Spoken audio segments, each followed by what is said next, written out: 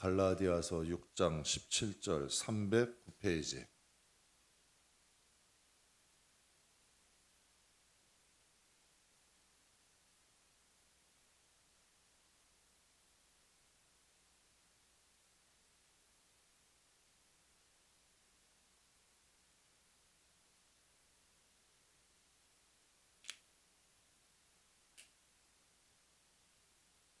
갈라디아서 6장 17절 신약성경 309페이지입니다. 우리 다 찾으셨으면 함께 봉독하겠습니다. 이후로는 누구든지 나를 괴롭게 하지 말라. 내가 내 몸에 예수의 흔적을 지니고 있노라. 아멘. 십자가의 흔적이란 제목으로 여러분과 함께 은혜를 나누겠습니다. 우연히 이 박이라는 청년의 간증을 듣게 되었는데요. 그 얼굴 한번 보시면 굉장히 잘생겼습니다. 장래가 촉망되는 청년이에요. 어린 나이에 외국계 기업에 들어가서 6개월 만에 정직원이 되었고, 그런 열심히 일한 장신에게 보상 주기 위해 주말마다 친구들과 클럽을 가고 술을 마시며 재미있게 지냈다고 합니다. 한 번은 토요일 날 술을 실컷 마시고 주일날 교회에 가서 하나님께 이런 기도를 했대요. 하나님, 저는 세상의 쾌락을 포기할 수가 없어요. 하나님, 저는 교회 반, 세상 반 이렇게 회색 크리스찬으로 살겠습니다. 그러나 만약 제가 죽을 때가 가까이 오면 그때 제가 하나님께 돌아갈게요. 이렇게 기도를 했대요. 그는 정직원이 전환됐을 때 친구들과 축하 파티를 열게 되었는데 술을 너무 많이 마셔서 필름은 끊기게 되었고 다시 눈을 떴을 때는 중환자실에 누워 있었다고 합니다. 사진의 모습이 그때 당시의 그의 모습이에요. 쇄골뼈 밑으로는 아무 느낌이 없었대요. 이 목 밑으로는 손가락 하나 어디 하나 힘을 줄 수도 없는 아무 느낌이 없었대요. 건물과 건물 사이에 추락을 해서 목뼈가 끊어져서 목뼈가 부러져서 척추신경이 끊어져 버린 거예요. 회진을 돌던 의사가 와서 그에게 이런 말을 하더래요. 당신은 평생 정신마비로 살 겁니다. 당신은 영원히 걷지 못하게 될 거고 손가락 하나도 당신은 움직일 수 없을 겁니다. 전신마비가 되니 대소변, 먹는 거 다 가족들이 해줬대요. 그래서 신촌 세브란스 재활병원에 입원을 하게 됐는데 그때야 비로소 평생 동안 찾지 않았던 하나님을 찾게 됐대요. 아무것도 할 일이 없으니까, 할 수 있는 게 없으니까 성경을 읽게 되고 병원에 있는 기도실을 찾기 시작했대요. 병원 생활을 하다 보니까 주변에 사람들이 들어오더래요. 늘 클럽이나 술이나 친구들만 보였던 눈에 환자들의 눈이 보이기 시작한 거예요. 자기가 재활병원에 딱 들어가 보니까 자기의 모습은 그 다른 사람들에 비해서는 경증이었다는 거예요. 자신보다도 힘들고 자신보다도 어렵고 자신보다도 고통을 받는 사람들이 너무 많았다는 거예요. 그러니까 너무 신세계였던 거예요. 새로운 세계였던 거예요. 자신이 전혀 알지 못했고 관심도 갖지 못했고 전혀 관심도 갖지 알지 못했던 세계가 그의 앞에 펼쳐지기 시작한 거예요. 근데 참 이상한 일이 벌어지는 게 자신만을 위해 살던 청년이 그 병원의 기도실을 가게 되면 자신을 위해 기도하는 것이 아니라 병원에 있는 환자들을 위해서 기도하게 되더래요. 제 친구 목사님이 아들이 군대를 갔는데요. 평소에는 보이지 않았대요. 평소에는 자신의 눈에 군인이 보이지 않았는데 내 자식이 군대에 가고 나니까 왜 이렇게 나갈 때마다 군인들이 보인대. 정말 이렇게 나가는 족족 군인들이 보이고 이렇게 머리 짧은 그 청년 그 군인들이 그렇게 눈에 밟히더래요. 사랑하는 성도 여러분, 쾌락을 쫓아 살아가는 사람들의 눈에는 쾌락밖에 안 보이는 거예요. 쾌락을 쫓아 살아가는 사람의 눈에는 쾌락을 쫓아 살아가는 사람들밖에 안 보이는 거고 돈만 쫓아서 사는 사람들은 모든 사람과 환경이 돈과 연관되어 보이는 거예요. 제가 아는 한 기관사에 갈 때 목사님은 늘 땅 얘기야. 예배를 드리고 나도 땅 얘기고 밥을 먹어도 땅 얘기고 대화의 주제와 상관없이 항상 그분의 관심은 땅이야. 여러분, 그러한 마음의 것이 가득하게 되어 있으면 가음에 가득한 것이 그 말로 나오게 되는 거죠. 근데 이 박이라는 청년이 자기가 막상 장애인이 되어 보고 나니까 그의 눈에 사회적 약자들이 너무 많은 거예요. 장애인의 아픔, 그 사람의 아픔이 이제 나의 아픔이 되어서 느껴지기 시작하는 거예요. 전혀 상관이 없었고 관심도 없었고 알지도 못했던 사람들의 아픔이 자기 마음에 막 전달되기 시작하는 거예요. 하루는 다른 병실에 있던 고등학교 환자 어머님이 전신마비가 되어 누워있는 자신을 보면서 이렇게 말하더래요. 우리 아들이 위 너만큼만 됐으면 좋겠다. 위야, 우리 아들이 너만큼만 됐으면 나는 좋겠다. 그분의 아들, 그 어머님의 아들은 펜싱 국가대표 상비군이었대요. 그런데 펜싱 국가대표 상비군이었던 고등학교 아들이 어느 날 갑자기 교통사고가 나서 뇌가 손상되어 버린 거예요. 그러니까 이젠 정상적으로 대화가 되지 않는 거예요. 회복 불가능한 상태가 되어버린 거예요. 그러니 그 어머니가 볼 때, 위를 볼 때에는 야, 내 아들이 뇌가 손상되어 대화 자체가 안 되는 내 아들이 너만큼만 돼도 좋겠다. 이게 그분의 소원이었던 거예요. 그 말이 그분의 마음에 막 이 박이라는 청년의 마음에 전율처럼 다가왔대요. 하루는 기도실에서 자신이 아닌 자신보다 더 고통받는 사람들을 위해 눈물을 흘리며 기도하는데 하나님께서 이런 마음을 주시더래요. 위야, 넌 반드시 회복될 거다. 의사들이 너가 전신마비라 할지라도 너는 반드시 회복될 거다. 넌 앞으로 너와 비슷한 아픈 사람과 정신적으로 고통받는 사람들의 희망이 되어야 한다. 하나님께서 와서 말씀하시는 거예요. 너는 반드시 회복될 거고 이제 너는 앞으로 너와 비슷한 아픈 사람들과 정신적 고통을 받는 사람들에게 희망이 되어야 한다. 하나님이 그에게 말씀을 하시는 거예요. 하나님은 청년의 마음에 재활에 대한 희망을 주셨대요. 재활에 대한 의지를 주셨어요. 그러다 보니까 의사의 말과 다르게 몸이 조금씩 회복되어 가더래요. 하나님의 이 기적이죠. 몸이 조금씩 회복되어 가더니 휠체어를 탈 수 있게 되고 이제는 휠체어를 타고 다닐 수 있을 정도로까지 회복이 된 거예요. 기적이에요. 기적이 일어난 거예요. 하루는 하나님께 이런 원망이 나왔대요. 자신은 자유의지로 술을 마시다가 사고가 나서 하나님을 원망한 적이 한 번도 없대요. 자신을 때문에 원망한 적은 한 번도 없대요.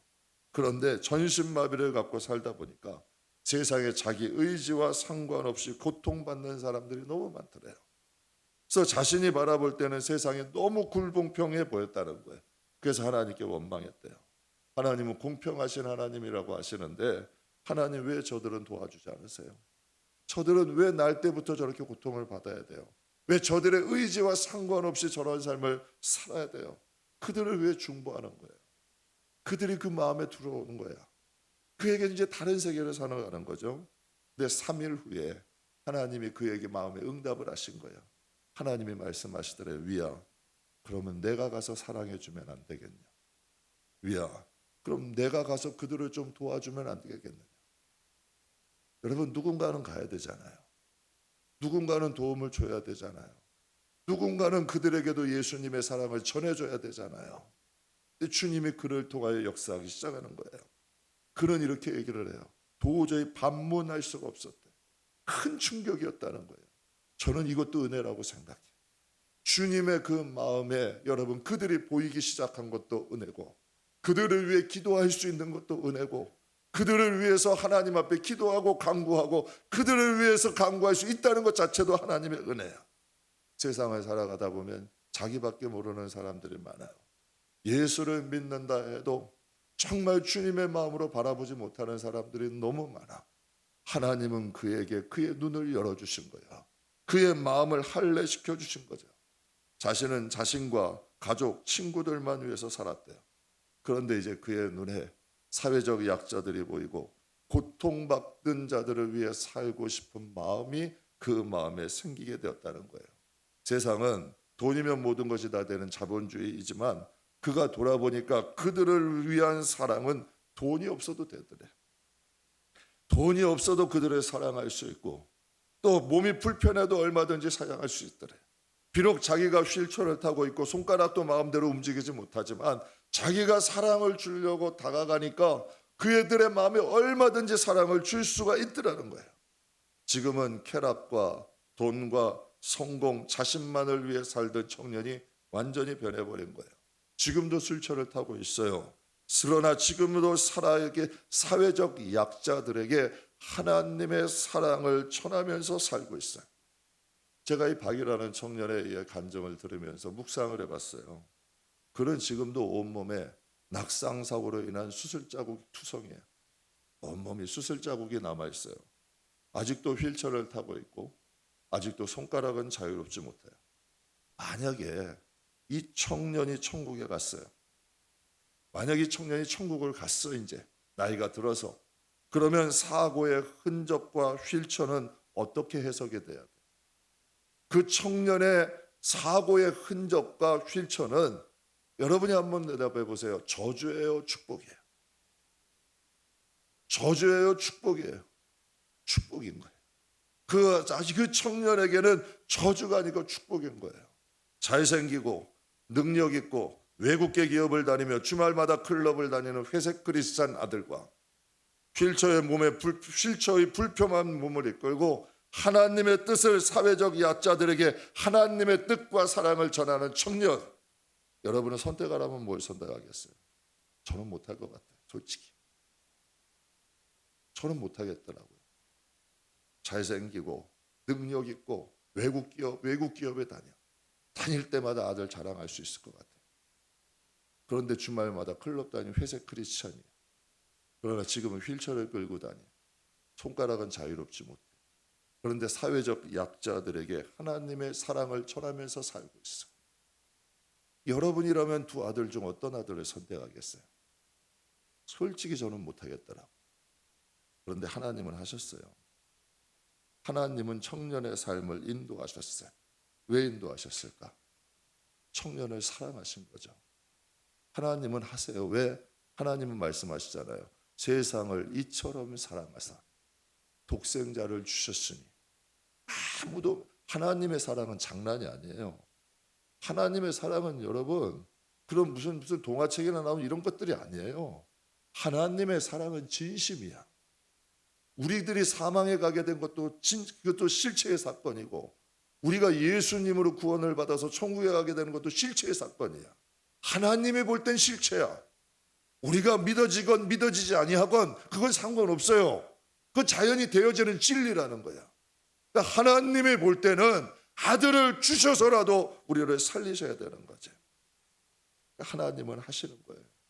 저 사회적 약자들, 장애인들, 누군가는 보내야 되는데 하나님은 박이라는 청년을 선택하신 거죠. 하나님은, 저는 확신해요, 청년의 몸에 있는 수술 자국, 지금 불편하게 휠체어를 타고 다니는 그 십자가의 흔적, 반드시 하나님은 그 흔적과 그 휠체어가 하나님의 나라에는 영광이 되게 하실 것을 믿어요. 예수님께서 십자가에 죽으시고 부활하셨습니다. 예수님을 부활을 목격한 제자들이 도마에게 가서 말했어요. 예수님의 부활의 기쁜 소식을 전했어요. 그때 도마가 이런 말을 해요. 요한복음 20장 24절 25절 같이 읽겠습니다. 12제자 중에 하나로서 오셨을 때에 함께 있지 아니한지라. 다른 제자들이 그에게 이르되 우리가 주를 보았노라 하니 도마가 이르되 그의 손 못자국을 보며 그 손가락을 그 못자국에 넣으며 그 손을 옆구리에 넣어보지 않고는 믿지 아니하겠노라 하니라. 저는 이거 읽을 때마다 이런 생각, 이렇게까지 해야 될까? 이렇게까지 말해야 될까? 지금도 예수 믿는 사람들 중에 농담처럼 얘기해요. 천국 가봐야 알죠. 에휴, 예수님의 십자가 별로 가치 없게 생각하는 분들도 많이 있어요.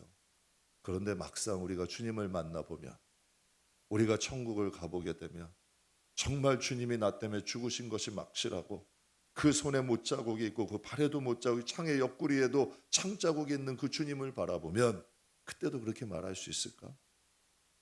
여러분, 그 도마가 그렇게 말을 한 후에 8일 후의 일이에요. 8일 후에 요한복음 20장 26절 27절 같이 읽겠습니다. 8일을 지나서 제자들이 다시 그 집안에 있을 때 도마도 함께 있고 문이 닫혔는데 예수께서 오사 가운데 서서 이르시되 너희에게 평강이 있을지어다 하시고 도마에게 이르시되 내 손가락을 이리 내밀어 내 손을 보고 내 손을 내밀어 내 옆구리에 믿어보라. 그리하여 믿음 없는 자가 되지 말고 믿는 자가 되라. 여러분, 예수님을 봤을 때 도마의 모습이 어땠을까요? 그건 충격이죠. 정말 주님이 살아계셨어요. 여러분, 그래서 우리가 말은 함부로 하면 안 돼요. 말은 함부로 하면 안 돼. 세상 말에도 이런 말 있죠. 낱말은 새가 듣고 반말은 쥐가 듣는데. 여러분 인생 살아보시면요, 비밀이 있어요? 비밀 없어요. 세월이 지나면 다 드러나요. 지금은 속일 수 있어도 세월이 지나면 다 알게 되는 거야. 세상엔 비밀이 없어요. 다 하나님 앞엔 다 드러나게 되는 거거든. 그러니 8일 전에 그가 말했을 때 예수님이 도마에게서 말씀하세요. 내 손가락, 내 손을 내밀어서 내 못자국 난 손을 만져봐라. 그리고 내 손을 내밀어서 내 이 창자국에다 네 손을 넣어봐라. 도마의 마음이 어땠을까요? 충격이죠. 정말 예수님이 살아계셨고 정말 주님이 살아나셨고 주님이 내 말을 듣고 계신 거야. 그래서 제가 성도님께 가끔 말을 해요. 하나님 들으시기에 좋은 말 하시라고. 특별히 하나님에 대한 관계되어 있는 일은 하나님이 짐짝으로 제발 여러분에게 하라는 말씀 안 드려. 하나님이 힘들다 짐짝처럼 제발 여기지 마셔. 하나님에 관해 사람과의 관계는 괜찮아요. 그러나 하나님과의 관계에 대해서 우리가 농담처럼 한 말들은 하나님의 날에 여러분의 발목을 잡을 수 있는 거예요. 그래서 성경에 말씀하시잖아요. 성령을 회방한 사람들은 금세 내세 함이 없다. 하나님의 일이 힘들면 안 하시면 돼. 그런데 입술로 범죄하지 마시라고. 하나님 앞에 가볍게 말하는 것은 좋은 게 아니에요. 하나님 앞에 다 드러나게 되고 하나님은 듣고 계신다는 것을 전제로 살아가는 게, 그래서 제가 성도님께 그래. 정말 힘들고 고통스러워도 아파도 복을 심어라.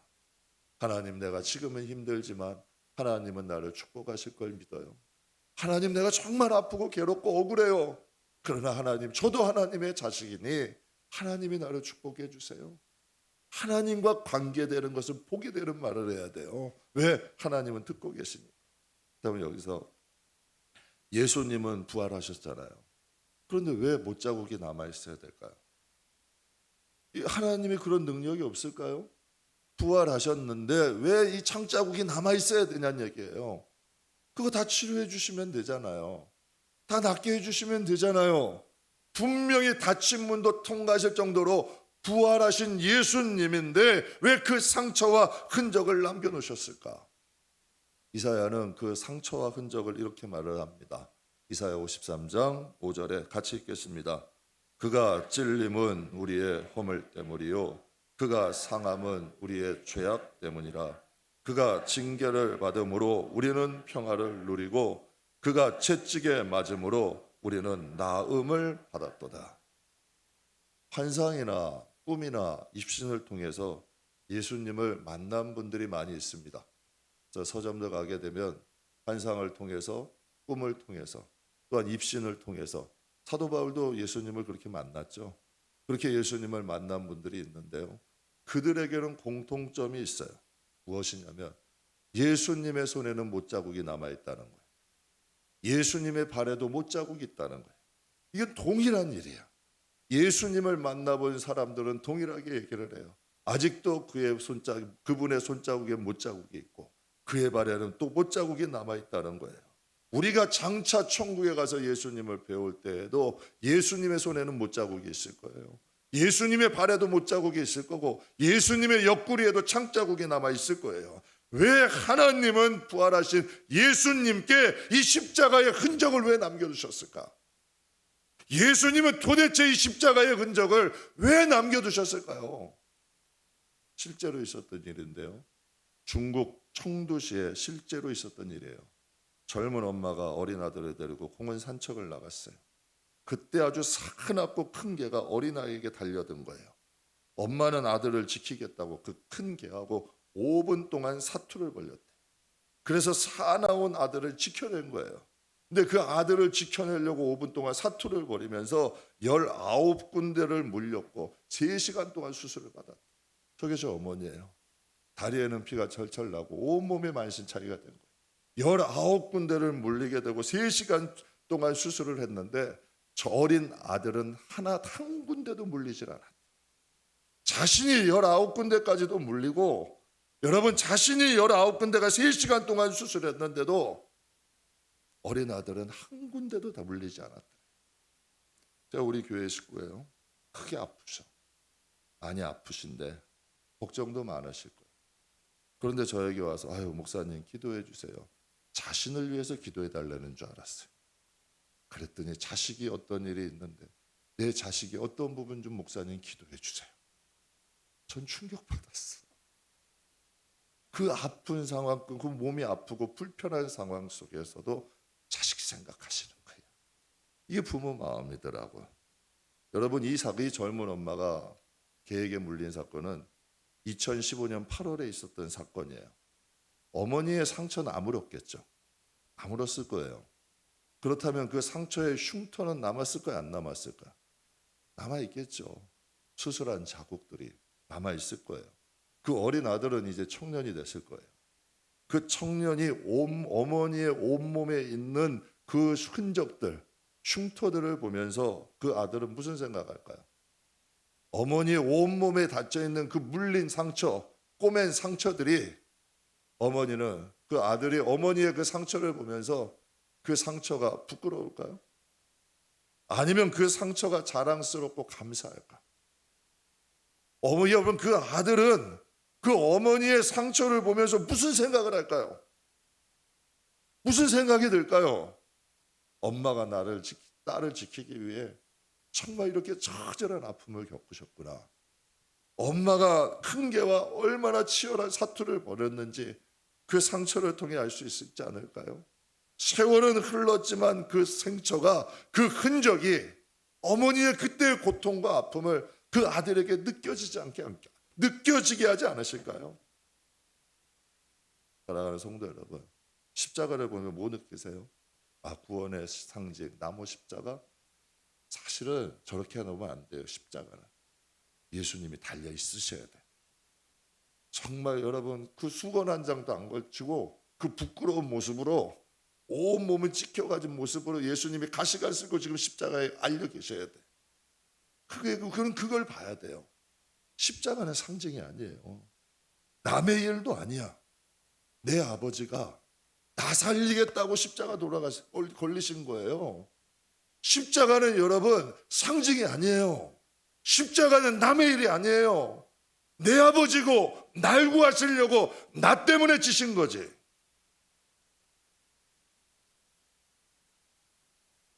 그 대가를 치르셨기 때문에 그 악랄한 마귀들이 우리를 정죄할 수 없는 거예요. 여러분, 마귀들은 정말 악랄해요. 여러분, 세상에 악한 사람들 어때요? 정말 사람이 아니야. 그런 악들이 다 어디서 비롯됐겠어요? 정말 악랄한 사람들 많아. 정말 여러분, 돈 2천만 원 때문에 사람을 죽여요. 그것도 가족을 다 파탄내. 그 가족들은 어떻게 살아? 정말 악랄하죠. 또 여러분, 얼마나 사람들을 괴롭히는 악랄한 사람들이 많아. 그게 마귀야. 우리의 죄로 인하여 영원한 사망의 구렁텅이에 끌려가야 돼요. 우리는. 근데 하나님이 보실 때 우리는 몰라. 그거를. 왜? 죽음 이유를 모르니까. 그런데 하나님은 세상을 이처럼 사랑하사 정말 제대로 그냥 놔두게 되면 예수 없인 구원이 없어요. 예수 없는 구원은 없어요. 예수가 생명이야. 십자가가 생명이에요. 그래서 십자가에서 우리를 낳으셨다는 거야. 사랑하는 성도 여러분, 십자가의 흔적을 잊지 마세요. 그 십자가가 있기 때문에 우리가 있는 거예요. 본문 말씀에 사도 바울이 참 엄청난 말을 합니다. 이후로는 누구든지 나를 괴롭게 하지 마라. 내 몸에 그 예수의 흔적을 지니고 있노라. 참 이거 멋있는 말 아니에요? 이게 무슨 뜻일까요? 오늘 본문의 말을 해요. 이후로는 누구든지 나를 괴롭게 하지 마라. 내가 내 몸에 예수의 흔적을 가졌노라. 사도 바울은 복음을 전했어요. 쉽고 편한 환경에서 전한 것이 아니라 많은 고난과 핍박을 받으면서 복음을 전했어요. 한 번은 바울이 더베와 루스드라는 지역에 복음을 전하게 돼요. 그런데 그 복음 전한 것을 보고 유대인들이 바울을 여러분 어떻게 하든지 해롭게 하고자 주위 성들의 사람들에게 모함을 해서 바울을 돌로 치게 만들어요. 그 사건이 사도행전 14장 9절에 나와 있어요. 같이 읽겠습니다. 유대인들이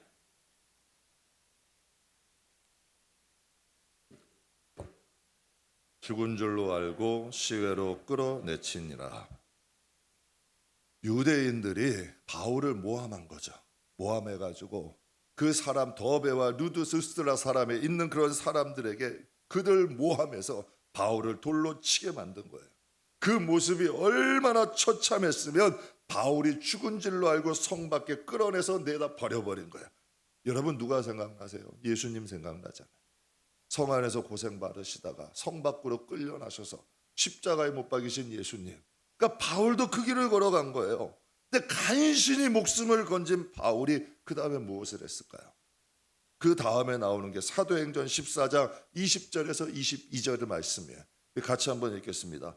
제자들이 둘러섰을 때 바울이 일어나 그 성에 들어갔다가 이튿날 바울과 함께 더베로 가서 복음을 그 성에서 전하여 많은 사람들 삼고 루스드라와 이거디온과 안디옥으로 돌아가서 제자들의 마음을 굳게 하여 이 믿음에 머무러 있으라 권하고 또 우리가 하나님 나라에 들어가려면 많은 환난을 겪어야 할 것이라 하고 돌을 맞고 처음 한 일은 다시 복음을 전하려고 그 성으로 들어가요.